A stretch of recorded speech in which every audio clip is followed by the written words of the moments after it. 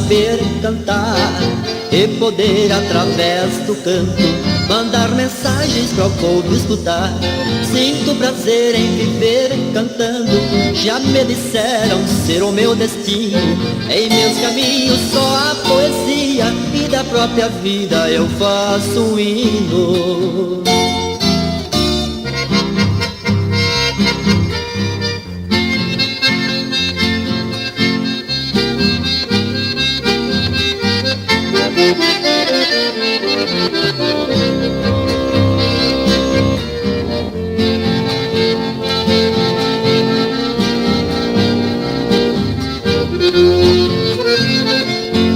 Este verso que estou cantando eu compus com a intenção de espelhar a vida do artista no disco da recordação, para quando chegar a velhice extorgir em horas de saudade, tocar o disco e ouvir minha voz, reviver acordes da mocidade.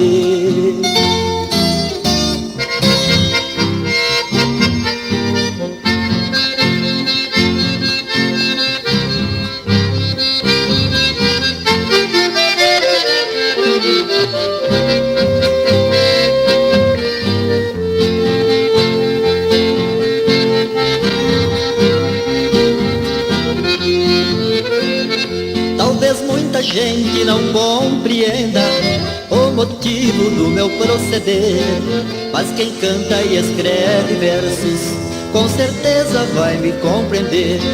O artista, enquanto é jovem, tem cartaz, muito dinheiro e fama. Infelizmente o dia de hoje não será o mesmo dia de amanhã.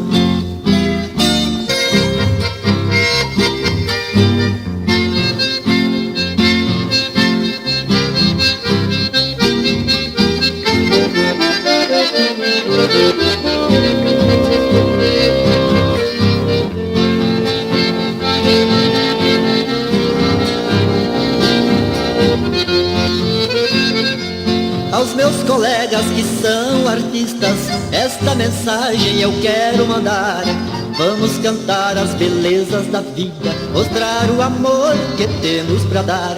Onde há inverno, canta em primavera, onde a tempestade, canta em a bonança. Se o sopro da vida nos faltar um dia, nossas gravações ficarão por lembrança.